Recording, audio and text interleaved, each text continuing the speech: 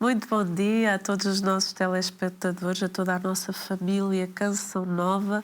Sejam muito bem-vindos ao programa Manhã Viva. Como é bom estarmos juntos, todos aqui neste programa. Já somos uma grande família, a família do Manhã Viva aqui, que se reúne todos os dias a esta hora. Hoje, no Manhã Viva, somos convidados a refletir sobre um tema que nos desafia a repensar quem somos na grande tapeçaria da humanidade. A queda das fronteiras na nossa identidade genética. No mundo cada vez mais interligado, as fronteiras físicas e culturais parecem diluir-se, deixando-nos refletir sobre a essência do que nos torna humanos. Então hoje temos aqui connosco um convidado, que é o Paulo Alcubia Neves, que é professor, especialista em genealogia, história e heráldica, que nos irá guiar por este fascinante tema. Seja muito bem-vindo ao nosso programa. Muito obrigado, bom dia. Bom dia a todos os que nos escutam lá em casa. Mas antes de começarmos esta conversa, vamos entregar a nossa manhã aos cuidados da Virgem Maria, invocando desde já a Santíssima Trindade. Em nome do Pai, do Filho e do Espírito Santo.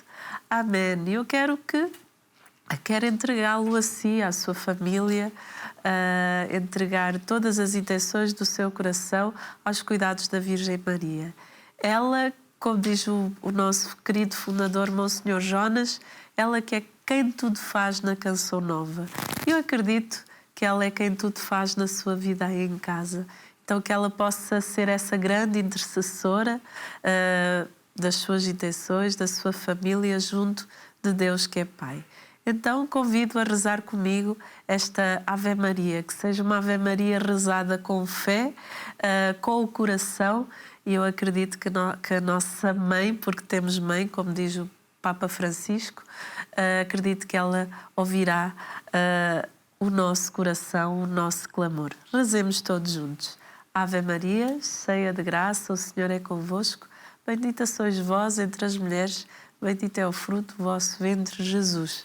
Santa Maria, Mãe de Deus, rogai por nós, pecadores, agora e na hora da nossa morte. Amém. Nossa Senhora do Rosário de Fátima, rogai por nós. Em nome do Pai, do Filho e do Espírito Santo. Amém.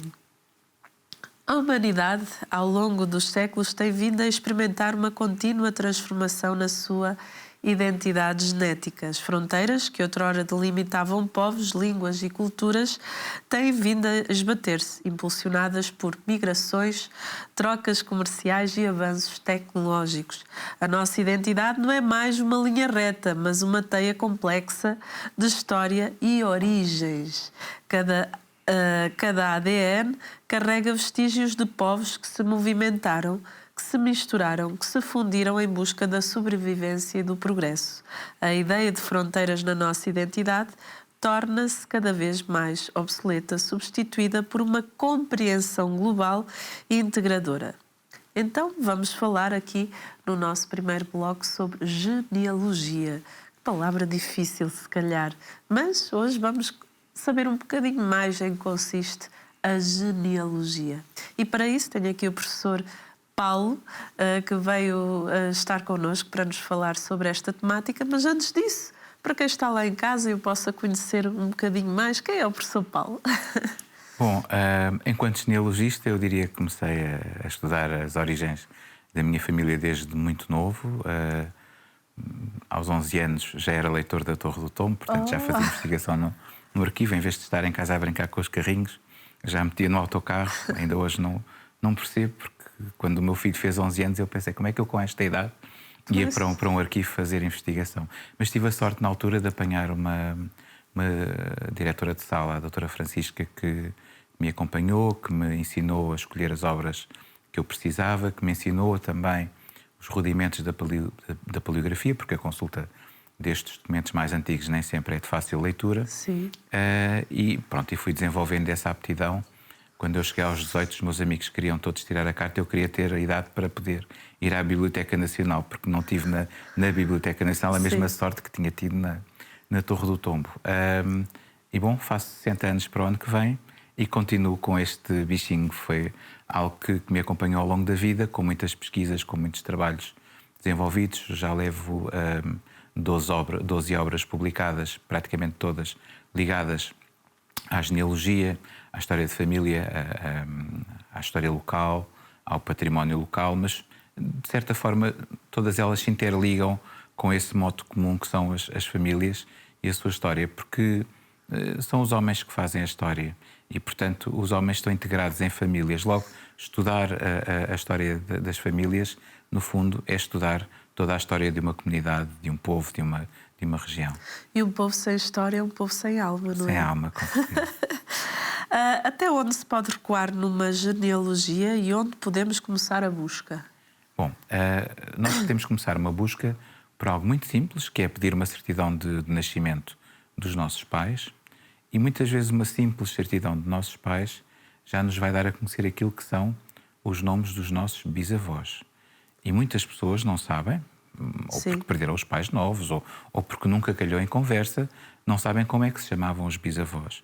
Nós, cada vez que recuamos uma geração, multiplicamos por 2 e, portanto, temos 2 pais, 4 avós, 8 bisavós, 16 trisavós, 32 quartos avós, 104...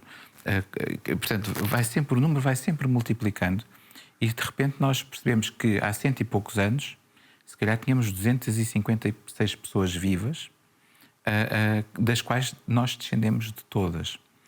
E por isso, esta pesquisa, começando pelos nossos pais, vamos buscar os nossos bisavós. Eu recomendo sempre que se faça geração a geração, de grau a degrau, que não demos saltos, porque às vezes, nas mesmas localidades, há casais com os mesmos nomes. E um salto, uma tentativa mais rápida, pode-nos facultar uma informação errada. Sim. E um erro em genealogia é fatal, porque a partir do momento em que erramos numa geração, tudo o que vier para trás vai estar à partida errado.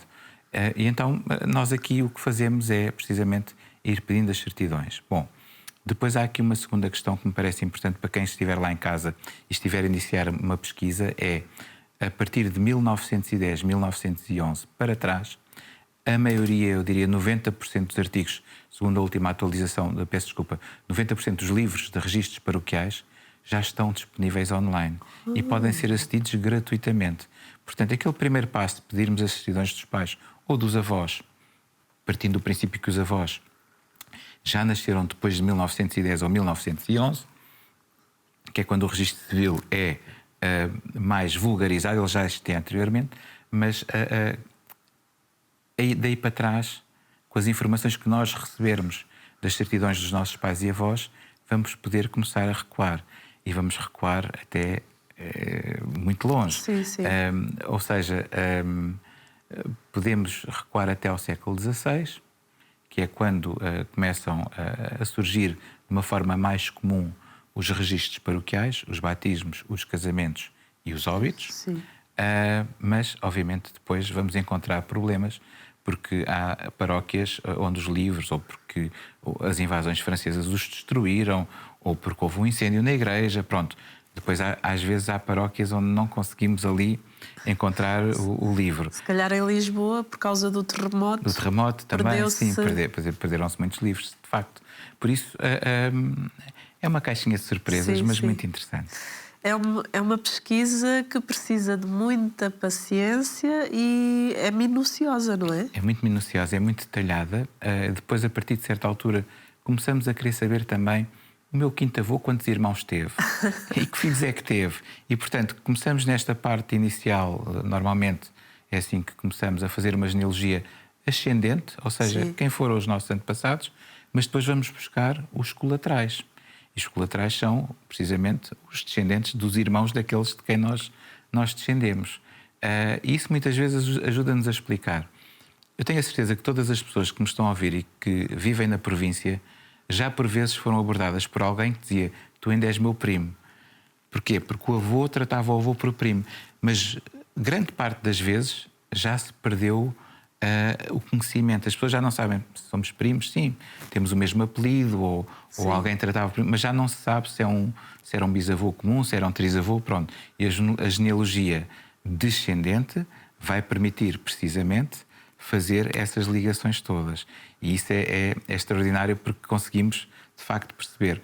Outra coisa que existia muito nos meios, sobretudo nos meios pequenos, mas também, curiosamente, também nas cidades, eram os casamentos entre pessoas que tinham consanguinidade, ou seja, pessoas que eram de alguma forma aparentadas com as outras. Primos. E isso é primos, segundos primos, terceiros primos. Também. E isso aparece, curiosamente, nos registros, porque precisavam de pedir uma dispensa de consanguinidade, segundo grau, terceiro grau, quarto grau, até ao quarto grau, para poderem casar. E então é muito curioso que quando estamos a fazer genealogia e descobrimos um casamento de antepassados nossos que foram dispensados por consanguinidade, já sabemos que, algures lá atrás, essa árvore genealógica vai se cruzar, porque se eles eram primos aqui, Sim. ou os avós, ou os bisavós, ou alguém lá em cima, são os mesmos. Isso tem implicações, por exemplo, ao nível do ADN, mas disso falarei mais adiante. Mas pronto, é uma forma simpática, às vezes até de percebermos que houve pessoas que se afastaram de determinada região, mas depois os filhos voltaram para casar. E dá-nos pistas onde procurar os outros antepassados. De que forma podem os estudos iconográficos ajudar a compreender as influências culturais e construir a nossa história familiar? Bom, a iconografia é extremamente importante.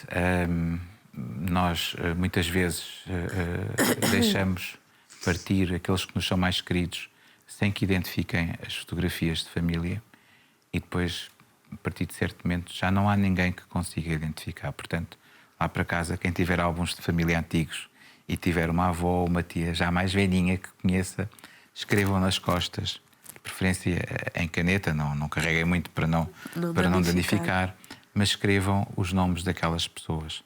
Porque um dia vai chegar o dia em que já não há quem saiba identificar essas pessoas. Isso é muito importante, porque aí podemos associar aos nomes que os registros nos dão, podemos associar uma imagem. Pode ser uma imagem de um casamento, pode ser uma imagem de um piquenique, pode ser qualquer imagem, mas temos um rosto, temos alguém que nos identifica. E hoje, com a inteligência artificial, até talvez tendo um rosto, a inteligência artificial nos ajuda a descobrir que outras fotografias que não estão identificadas possam ser ou não, com um certo grau, enfim, de falibilidade, essas pessoas. Por outro lado, também conseguimos, através das imagens, identificar qual era o estatuto social da pessoa. Por exemplo, nas fotografias anteriores ao século XIX, sobretudo na província, são raras as pessoas que aparecem calçadas. Sim. As fotografias de exterior, as de estúdio, obviamente não, mas quem ia a estúdio também eram pessoas já mais abastadas, não é? Pronto, porquê? Porque era muito hábito as pessoas andarem descalças. Hoje isso não entra muito na nossa cabeça, que as pessoas há 80, 100 anos ou mais... Ter o sapato era um luxo. Ter o sapato era um luxo. E outra questão também é verificarmos que havia sempre ali uma tentativa das pessoas tirarem as fotografias com o chamado traje domingueiro, que era quando estavam mais bem vestidas. Portanto, quando nós encontramos alguém que não está em traje domingueiro, por exemplo, em fotografias do século XIX, em locais pequenos, já é um achado interessante, porque podemos também, a partir daí, ir ver quais eram as vestes que eram utilizadas para auxiliarmos os ranchos folclóricos a poderem reproduzir da forma mais fidedigna possível aquilo que era o trajar do século XIX. Eu ainda, como sou do século XIX, costumo dizer o século passado, mas o século passado é o século XX. Portanto, conseguirmos perceber como é que as pessoas trajavam no século XIX. As minhas origens têm um concelho aqui próximo, que é Ferreira do Zezer, onde, curiosamente, o grande pintor Alfredo Keil, que é também o autor do hino nacional da portuguesa, pintou durante muitos anos. O concelho de Ferreira do Zezer era, digamos, tal como Sintra, eram as terras onde ele se inspirava. E, portanto, nós, além da parte fotográfica, além da componente fotográfica, temos ainda depois também a iconografia, essa componente artística que nos legou o Alfredo Keil. E noutros concelhos, eu recomendo quem quiser conhecer o trajar das épocas, vá à procura dos pintores. Por exemplo, em Figueiró dos Vinhos, temos o José Malhoa, que pintou Figueiró dos Vinhos.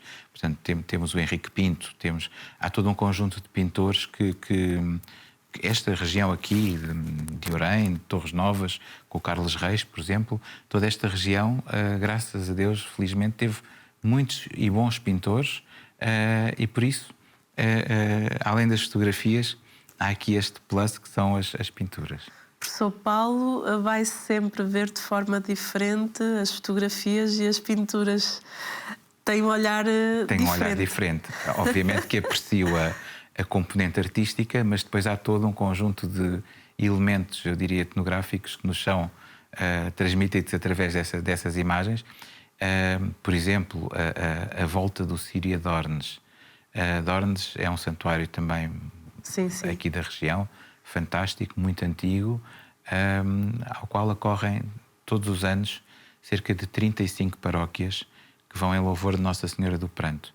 E o Alfredo Keil pintou a volta de um Sírio de Dornes, os pendões, o mordomo, as pessoas com o ar cansado, a exaustão da viagem. Tudo isso é-nos transmitido com alma, mas também com muita informação que nos serve para outro tipo de análise. Vê o que mais ninguém vê. Eu digo que há seguramente outras pessoas que também veem com este olhar, mas realmente a informação que está lá, a informação está lá. O ramo da história outrora elitista, a genealogia, é hoje um hobby popular e acessível. Como é que vê esta evolução da genealogia? A genealogia, durante muitos anos, era feita, enfim, para nobilitar certas famílias ou para, enfim, de certa forma, confirmar a nobreza dessas mesmas famílias ou de outras. O que é que acontece? Hoje, através das redes sociais e através de, enfim, um aumento da literacia, do nível cultural das pessoas, as pessoas começaram-se a questionar sobre si próprias. Começaram a perguntar, mas de onde é que eu venho? Quem foram os meus pais, os meus avós, os meus bisavós? Sim. E eu diria que a internet e as redes sociais, nesse aspecto, foram de extrema utilidade. Primeiro, porque permitiram que as pessoas se conectassem de uma forma muito mais simples. Eu, se estiver à procura de um parente que não conheço, eu antigamente, não sei se os nossos ouvintes se lembram, havia aquelas listas telefónicas sim. que eram uns calhamaços. Eu lembro. Eu ia para as listas telefónicas à procura das pessoas e telefonava, e não era como o telemóvel que atendiam a qualquer hora. Sim. Portanto, perdíamos imenso tempo com essas pesquisas. Não havia fontes de pesquisa de pessoas odiernas, pessoas da atualidade. Com o aparecimento das redes sociais, foi realmente um fenómeno extraordinário, porque permitiu-nos estarmos todos em contacto, essa aproximação. E a pesquisa de pessoas do cotidiano passou a ser muito mais simples. Por isso, também as pessoas que estudam genealogia começaram a ter mais fontes onde se informar, onde e como fazer a sua própria árvore genealógica. Há um grupo de genealogia no Facebook que se chama Genealogia FB, que é extraordinário, onde as pessoas de facto estão ali para se ajudarem umas às outras, onde muitas vezes a pessoa está a investigar uma família e aparece um primo, mas eu já fiz essa pesquisa, e de repente, quando aparece alguém que já fez, é como entrarmos numa autoestrada, porque o trabalho já está feito. Onde há pessoas voluntárias para esse país fora que pegam nestes livros de batismos da freguesia, por exemplo, de Dornes, que eu falei há pouco, ou de casamentos. Há uma senhora que fez a transcrição integral para uma tabela de Excel de todos os casamentos de Dornes, e, portanto, é muito mais fácil uma pessoa ir a uma tabela de Excel, onde até pode escrever o nome e pesquisar pelo nome e vai logo buscar, do que estar a folhear livros com uma caligrafia muitas vezes quase ilegível. E por isso tudo isto facilitou, popularizou e, no fundo, uniu pessoas em torno de um hobby. Eu diria que é um hobby muito saudável e muito interessante, que é este de conhecermos as nossas origens.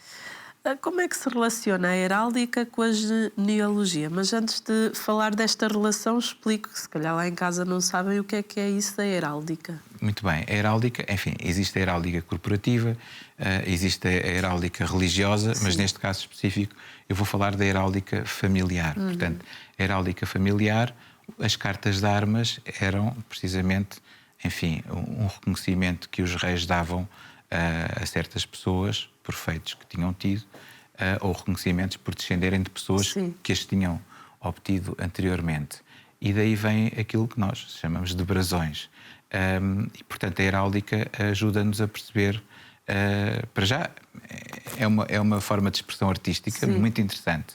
E depois, os brasões falam connosco. Nós que conhecemos a heráldica, quando olhamos para um brasão, nós conseguimos perceber, ou pelo menos tentar perceber, aquilo que nos é transmitido pelo brasão. Esqueci-me de falar também na heráldica autárquica. Hoje, desde 1900 desde os anos 80 ou 90 do século passado, que as juntas de freguesia também passaram a poder ter brasão. E lá está, quando nós olhamos para um brasão, vamos imaginar que vimos um rio, uma torre e uma cruz da Ordem de Cristo. Sabemos que aquele concelho ou aquela freguesia é atravessada por um rio, que tem um castelo e que pertenceu à Ordem de Cristo. Ou seja, não é nós se olharmos e pensarmos o que é que o brasão nos está a transmitir.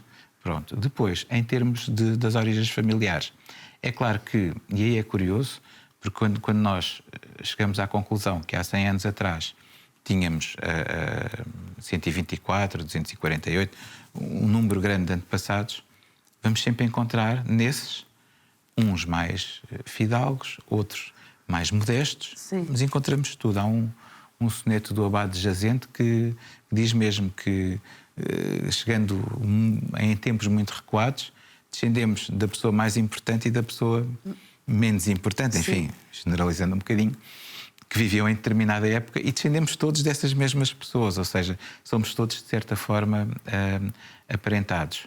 E, portanto, há pessoas que, quando estão a fazer árvores genealógicas, que chegam ali aos 240, peço desculpa, 64, 120, 256 antepassados, escolhem, porque se continuarem a fazer os 256 antepassados, a seguir já são 512 e depois são 1024. Quer dizer, nunca não para. Uma genealogia é um processo interminável. Nunca ninguém conseguirá ter tempo de vida suficiente, nem a documentação suficiente para estudar toda a sua árvore genealógica. Sim.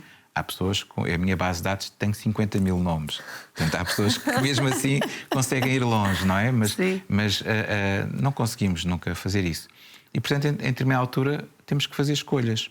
Ou queremos saber, por exemplo, qual é a nossa linha varonil, aquilo que no ADN chamamos o cromossoma Y, mas transformar essa linha em nomes. E, portanto, o meu pai, o meu avô, o pai do meu avô, e tudo por linha masculina, o mesmo em linha feminina. Portanto, temos que escolher. E há quem escolha ir atrás das famílias que tiveram mais história. Não tem que ser forçosamente por uma questão de vaidade. Sim. É que estas famílias que tiveram mais história são aquelas que estão mais bem documentadas. Pois. São aquelas das quais há mais documentação, porque foi embaixador, ou porque foi militar, ou porque teve um cargo que, de certa forma, ficou registado, ficou marcado, e, portanto, nós podemos dizer e transmitir aos nossos filhos e netos: não, olha, tinhas um avô que esteve na guerra, na Batalha dos Atoleiros. Pronto. Sim. E, portanto, nós conseguirmos documentar isso, obviamente, quando há brasões também ficamos mais ricos do ponto de vista iconográfico, porque podemos, há quem goste, de utilizar essas armas e, portanto, a heráldica vem, de certa forma, a vincar a nobreza de certas famílias. Como pode a genealogia ajudar-nos a recuperar histórias esquecidas de famílias e comunidades? Bom, como eu disse há pouco, são as pessoas que fazem a história. Claro. As pessoas estão integradas em famílias. E nós, sobretudo nos meios mais pequenos, se formos atrás de uma história de uma família, às vezes é mais fácil conseguirmos recuperar os cargos do que se formos propriamente aos arquivos municipais, que muitos estão muito dilapidados. Isto é, quando nós estamos à procura de um sexto-avô e vem lá que ele foi juiz de fora e mordomo da confraria, nós estamos a fazer história local, porque nós sabemos que e se começarmos a pôr de parte essa informação, conseguimos criar documentos fidedignos, com fontes primárias, nos quais nós identificamos todo um conjunto de cargos que foram desempenhados por essas famílias.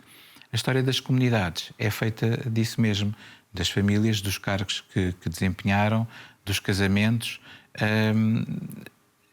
a própria iconografia, o próprio folclore, tudo passa pela história das pessoas. Portanto, é uma abordagem diferente, Sim. Mas eu diria que é uma abordagem diferente, talvez às vezes menosprezada, porque como muitos genealogistas não têm uma formação académica na área da história, são vistos, enfim, de uma forma secundária, mas que por vezes têm informação que é determinante para o conhecimento da história das comunidades. Qual o caso ou os casos mais fascinantes que teve ao longo do seu percurso como genealogista? Eu tive realmente alguns casos muito interessantes, mas há um que particularmente me diz muito. Há uns anos eu fui a uma conservatória do registro a pedir uma certidão de óbito. E como eu já sou conhecido em algumas conservatórias, me entregam-me os livros para eu pesquisar. E eu encontrei, nesse livro que eu estava a pesquisar, encontrei um registro de batismo de uma prima direita do meu avô que tinha sido dada como falecida, mas não existiu verdadeiramente o óbito. Eu achei aquilo estranho, fui perguntar a alguns primos de mais idade para essa prima e realmente achavam todos que ela já tinha morrido porque ninguém mais soube nada dela, mas descobri que não, que ela pertencia a uma congregação de Jesus Maria José, fundada no Brasil pela Madre Rita Amada de Jesus, mas que também tem aqui em Portugal, também está implantada cá em Portugal. E então eu contactei em Ovar uma madre dessa congregação que me disse: não, a sua prima é viva e está em Batatais. Eu pensava que Batatais fosse, pelo nome, pensava que fosse cá em Portugal. Sim. E perguntei onde é que era para ir visitar. Ela disse: é muito longe, olha, é no Brasil, no estado de São Paulo, a 400 quilómetros da capital. E eu então pedi-lhe a morada e mandei uma carta a dizer: olha, prima, fico muito feliz de saber que está viva, não me conhece, porque eu sou muito mais novo, na altura tinha 20 e poucos anos, mas realmente, olha, eu gostava muito de que soubesse que ainda tem família viva. E a senhora mandou uma carta muito comovente a dizer que estava há 68 anos no Brasil e que não queria morrer. Ela tinha vindo a Portugal, a Coimbra, mas estava há 68 anos sem ver ninguém da sua família. Não queria morrer sem conhecer alguém da família. E bom, eu, perante um desafio daqueles, eu vi-me na obrigação, eu não queria que a senhora morresse sem ter concretizado aquele sonho. Sim. Então fui ao Brasil. A maior parte das pessoas vão para a praia, não é? Ou vão passear. Eu fui para um convento de freiras idosas em Batatais, São Paulo, o lar da Sagrada Família, onde, quando cheguei, no dia 13 de outubro, estavam, 1998, estavam as freiras todas do lar numa salinha a ver a Canção Nova, a transmitir, estou aqui com muito gosto, a transmitir aqui em direto aqui de Fátima. E eu fiquei espantadíssimo porque de repente eu tinha feito uma viagem de avião comprida, tinha feito 400 km de estrada, não é autoestrada, é 400 km de estrada no autocarro, que não era assim o mais confortável, e de repente no final, no epílogo daquela viagem, eu estava numa sala cheia de freiras, ainda por cima, que depois eu soube que grande parte delas eram nascidas em Portugal, porque a Madre Rita vinha a Portugal a angariar noviças para a sua ordem.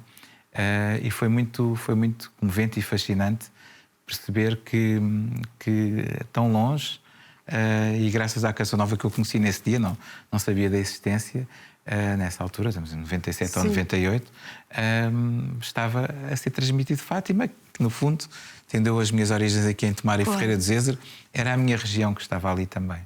E isso foi fascinante. No último dia da minha estadia em Batatais, quando nos estávamos a despedir, a irmã Lúcia, que é a minha prima, a irmã Marta e a irmã Bergman, só a Marta é que não era nascida em Portugal, a Madre Lúcia começou a chorar. E eu aí fiquei triste e ela disse-me: nunca mais vou ver ninguém da minha família. E então a irmã Bergman, com muita propriedade e muita presença de espírito, disse: Madre Lúcia, não pode chorar. Então Nosso Senhor trouxe-lhe aqui o seu primo, tem que estar feliz. Vamos fazer o seguinte: vamos rezar para a nossa capelinha. E então existia um portão, a capelinha ficava mesmo atrás, acenderam a luz da capela, ajoelharam-se as três em frente ao altar e eu fechei o portão com aquela última imagem, que guardo até hoje, comovidamente, porque de facto foi muito bonito ver a minha prima ali a agradecer, foi extraordinário. E a nossa primeira parte já chegou ao fim, com um momento muito emocionante e muito tocante. São histórias de vida e que vale a pena escutar. Com certeza você em casa também toca na sua história de vida familiar. Vamos para um brevíssimo intervalo e já voltamos.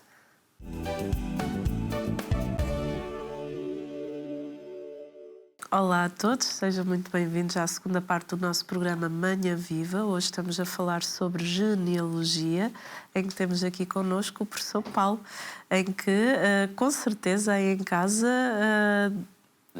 deva estar assim muito curioso para saber um bocadinho mais sobre esta temática que é tão rica. Como é que são feitos os testes de ADN genealógicos?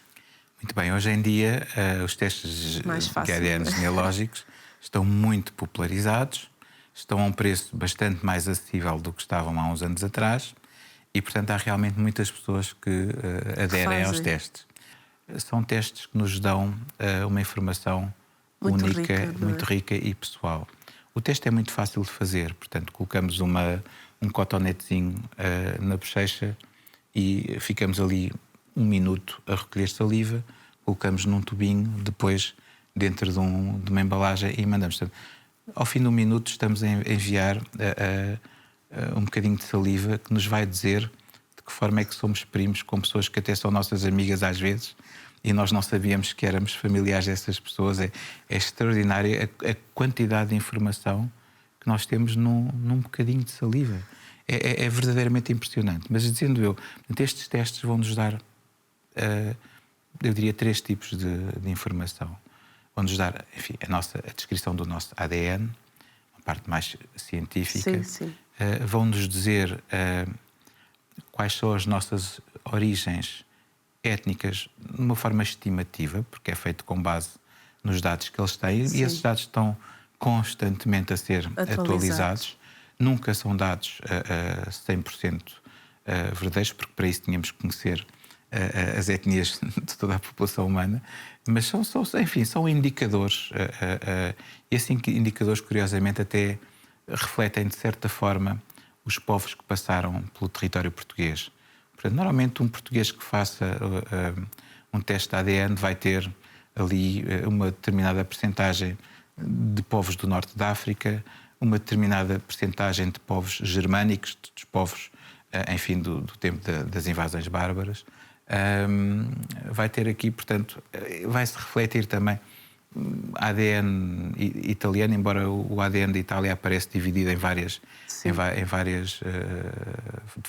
formas distintas, mas, por exemplo, o da Sardenha vem diferente do da Itália. A Itália tem a Itália do Sul, portanto, há ali depois várias variantes, mas, no fundo, reflete isso.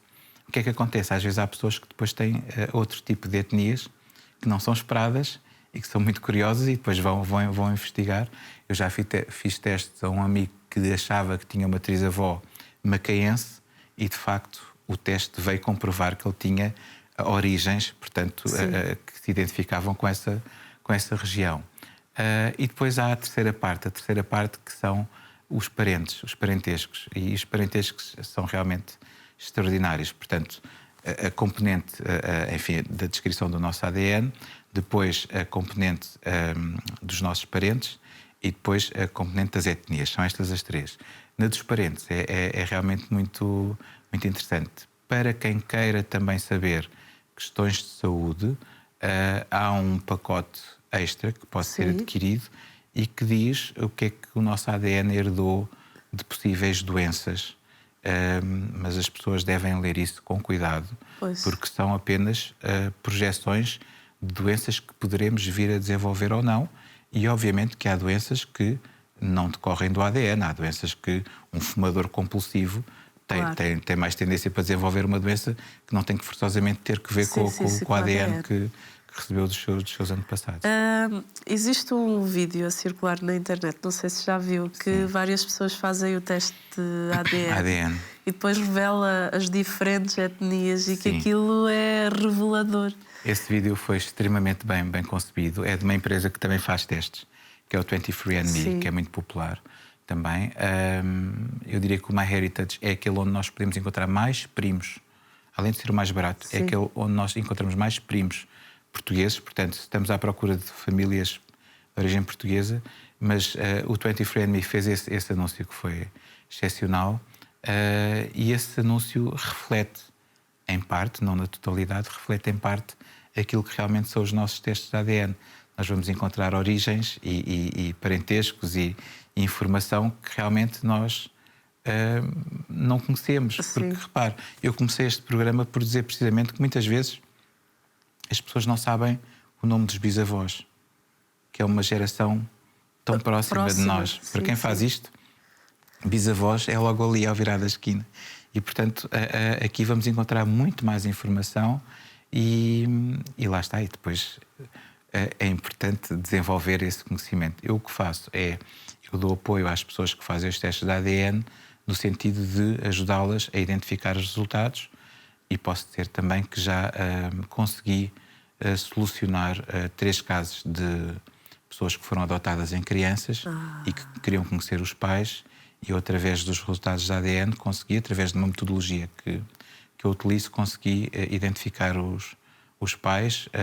Uma das situações, eu não vou revelar os nomes, mas em setembro a senhora tem perto de 40 anos, vem a Portugal conhecer o pai, que sempre a quis conhecer, e a senhora vem de um país do norte da Europa, e ela só soube que era adotada já na adolescência, e andou 14 anos à procura do pai. Eu num dia, ela deu-me acesso ao teste, eu num dia descobri o pai dela. Portanto, em setembro eles vão se conhecer, e o avô dessa senhora, quando eles se encontraram e falaram por videochamada, o avô ainda era vivo e faleceu entretanto, mas faleceu seguramente feliz, porque antes de partir conheceu a neta, porque eles sabiam da existência da neta, e essa parte é muito gratificante. Eu ia lhe perguntar isso, qual o sentimento, não é? Eu quando descubro, sobretudo se as histórias forem histórias... Uma adoção nunca é propriamente uma história fácil, mas se pelo menos o desfecho for um desfecho bonito, e que as pessoas fiquem felizes, isso é priceless. Não há nada que nos pague essa alegria. Eu penso assim, bom, alguma coisa fiz de importante na vida, pelo menos em relação a estas pessoas que ajudei a descobrirem os seus laços familiares. E a aproximá-las. Isso é importantíssimo. De que forma podem os testes de ADN ser úteis? São, de certeza. Pronto, olha, neste caso, por exemplo, de extrema utilidade. Podem também ser úteis, por exemplo, para, enfim, quando há as dúvidas sobre a paternidade de alguma criança. É engraçado que quem faz genealogia, o costume é encontrarmos fulano, filho de nome da mãe e de pai incógnito. Mas é engraçado que já tem acontecido encontrar filho de fulano tal e de mãe incógnita. Não é tão comum, mas as pessoas não sabem, mas isso também desaparece. Mas, bom, a utilidade é esta. Portanto, em termos de saúde, obviamente que pode ser extremamente útil, sobretudo para detectar precocemente problemas de saúde e para agir de forma preventiva. Do ponto de vista genealógico, ajuda-nos a solucionar vários casos, mas é preciso ter muita atenção e conhecer bem a genealogia genética, porque às vezes uma não correspondência, ou seja, quando há uma correspondência com uma quantidade de ADN significativa, nós temos a certeza que aquelas pessoas se relacionam. Mas se não houver correspondência, não significa que não se relacionem. Porquê? Porque nós, quando nascemos, nós herdamos 50% de ADN do nosso pai e 50% de ADN da nossa mãe. O que é que significa? Perdemos os outros 50% do nosso pai e perdemos os outros 50% da nossa mãe. E é como uma salada de frutas, onde, imaginemos uma família com 3 irmãos, vamos todos à mesma salada de frutas, mas uns tiram mais banana, maçã e ananás, os outros tiram mais pêssego, morango e kiwi, e por isso é que muitas vezes nós olhamos para 3 irmãos e são muito parecidos, e outras vezes filhos dos mesmos pais, mas são muito diferentes. É o ADN que define isso, é essa aleatoriedade que define isso. E, portanto, quando nós temos uma garantia de que o ADN faz correspondência, sim, senhor, mas se não fizer, a partir de certas gerações, não significa que as pessoas não se relacionam. Significa que nós fomos tirar uma parte da ADN diferente da que alguém tirou, e, portanto, aí temos que utilizar outras metodologias para lá chegar. É o mesmo, o meu marido é brasileiro, é moreno. Sim. E o nosso primeiro filho nasceu com o cabelo castanho. Certo. E o nosso segundo, e mais moreninho. E o nosso segundo é branquinho e loiro. Pronto, então, melhor exemplo não há, está a E ver? as pessoas, Pronto. toda a gente, ai, mas como? E aí eu explico um bocadinho, que tem a ver com a minha família. Certo. Mas é muito interessante. É exatamente, a ciência explica tudo isso. É verdade. Como se cruza a genealogia tradicional com a genealogia genética? A genealogia genética, normalmente, para quem tenha já estudos de genealogia tradicional feitos, a genealogia genética, como digo, ou vem comprovar ou não comprova, mas também não significa que, Sim. lá está, por esta razão que acabei de explicar, não significa que não se relacione. Contudo, serve-nos para determinar, às vezes, certo e determinado tipo de parentescos, sendo que é importante, já agora que estamos a falar de genealogia genética, dizer o seguinte: os graus de parentesco, imaginemos que nós os dois chegávamos à conclusão que éramos primos em 4º grau. Às vezes esse parentesco não é verdadeiro. Porquê? Quando existe aquilo que eu falei há pouco da consanguinidade, Sim. nós acabamos por multiplicar o ADN que temos na nossa origem. E, portanto, às vezes, aquele parentesco em 4º grau corresponde a outro grau que não aquele que vem lá. Porque, digamos que, quando nós temos antepassados comuns porque houve casamentos entre primos, digamos que alterava um bocadinho a quantidade do ADN. Sim, sim. E por isso às vezes as pessoas ficam a olhar para aquilo. Portanto, quem estiver a começar a fazer os testes de ADN e por algum motivo achar que aquela ligação que é apresentada, porque depois o programa MyHeritage apresenta Sim, sim. os parentescos, apresenta tudo.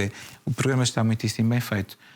Quem achar que qualquer coisa possa estar errado, não assumir logo que ou que não é descendente ou que não são primos, não. Há sempre formas de estudarmos isto mais aprofundadamente para conseguirmos compreender o que é que aqueles resultados, na verdade, nos estão a dizer. Somos um somatório dos povos que habitaram os territórios onde nascemos? Sim, ainda há pouco falei, portanto, lá está. Há muito esta questão hoje em dia se existem ou não existem raças puras. Eu levo 150 testes feitos e, de facto, eu ainda não tive ninguém que não tivesse mais do que, eu diria, mais do que uma origem étnica. Contudo, no início dos testes de ADN, nós, quando tínhamos um parentesco com alguém, era-nos permitido ver qual era a percentagem étnica dessas pessoas. E eu encontrei várias pessoas que tinham apenas uma origem étnica. Sim. Mas eu acho que aquilo que nos faz hoje ser humanos não é tanto assim a origem étnica, é assim, de facto, aquilo que é a nossa presença, a nossa forma de estar na vida. Claro. Portanto, não podemos dizer que não há raças puras, porque efetivamente existem, de certa forma, pessoas com um padrão sim. idêntico. Eu em Portugal nunca vi.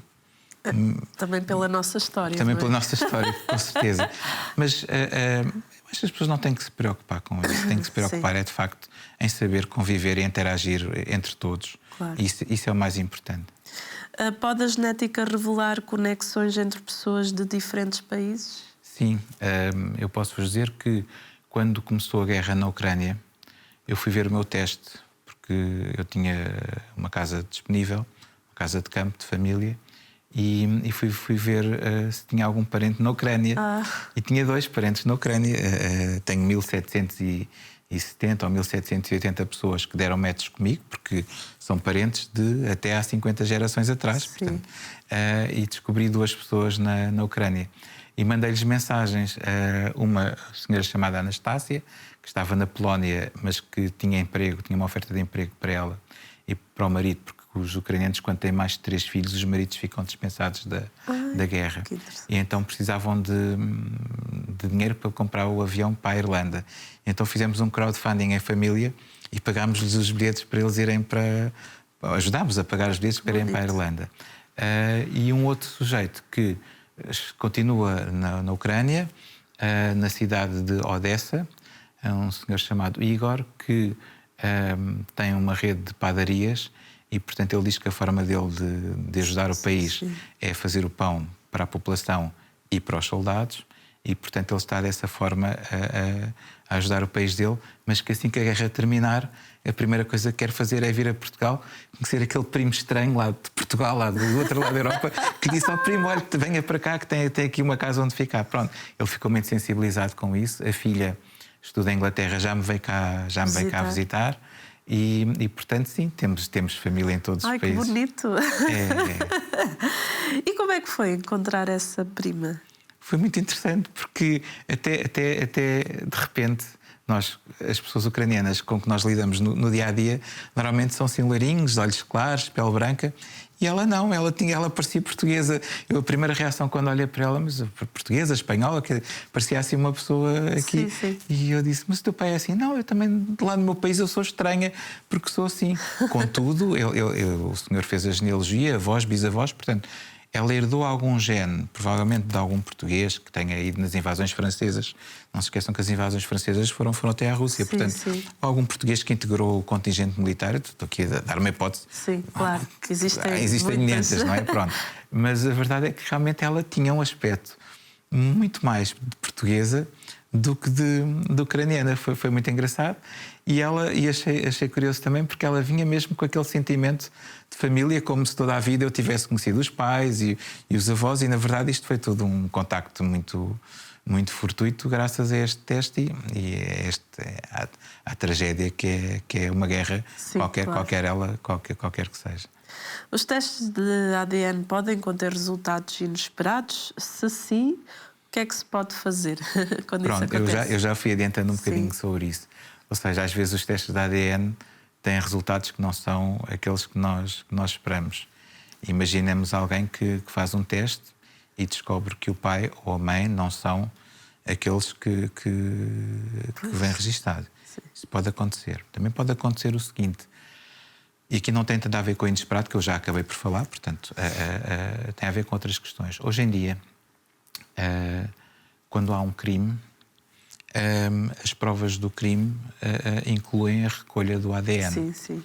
E se introduzirem o ADN numa base de dados, obviamente quem não deve não teme, portanto, uma pessoa, eu, a minha família, todos os que fizemos testes de ADN, estamos perfeitamente tranquilos, porque não tencionamos cometer nenhum crime.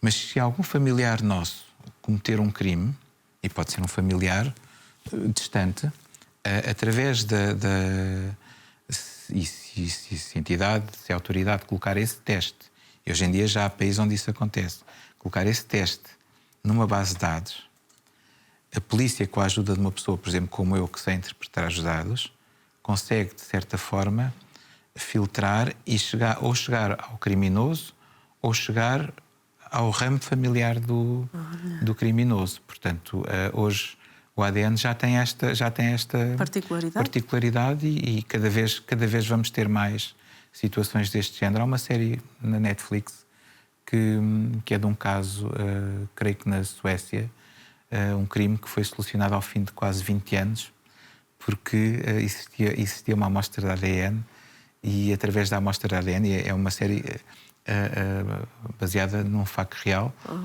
numa história real, onde apareceu de facto um sujeito que faz mais ou menos o que eu faço. Até achei curioso, porque até fisicamente era um sujeito assim elegante como eu, estava a perceber.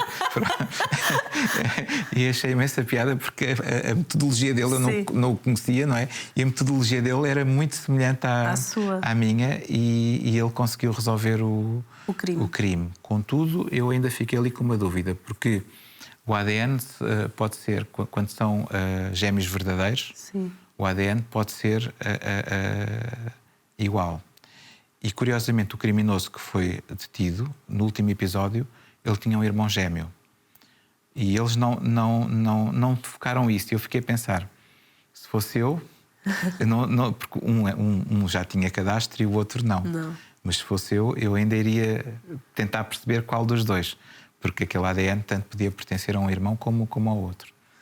É um mundo. É um mundo fascinante. É verdade. E é muito bom porque, como viu, podemos ajudar pessoas com isto, e isso é muito interessante e muito gratificante. Estamos mesmo na reta final do nosso programa. Uma mensagem para quem está lá em casa, que nos acompanha. Não deixem de estudar as vossas origens. Façam-no porque cada geração que desaparece, há informação que se perde. Pôr os nomes nas fotografias, tentarem, quem tiver interesse, fazer esta pesquisa dos pais e dos avós. Uma certidão não certificada custa 2 ou 3 euros. Né? É um preço, para quem fuma, é menos que um maço de tabaco. E tanta informação que nós temos, porque depois de 1911 para trás, há um site chamado Etombo, que reúne tem um índice de todos os livros paroquiais, que são 90% que já estão online, de todo o país, de norte a sul do país, das ilhas, onde podem depois fazer a vossa própria consulta.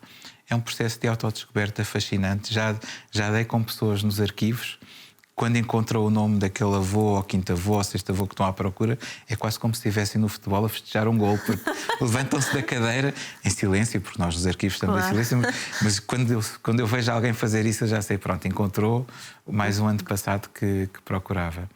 E essa é a nossa história, essa é a nossa origem. Não aparecemos cá por acaso, e há toda uma história para trás que nos enriquece se a soubermos estudar e partilhar. Professor Paulo, muito obrigada pela sua presença, por todo o conhecimento que nos veio trazer ao nosso programa, que é tão importante.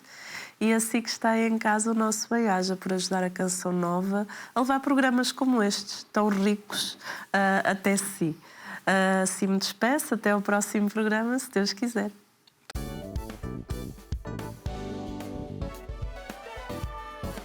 Se gostou deste programa, clique aqui na nossa playlist aqui em baixo para ver outros episódios. Se ainda não subscreveu o nosso canal do YouTube, faça-o já clicando neste botão aqui do lado e será logo o primeiro a saber todas as novidades.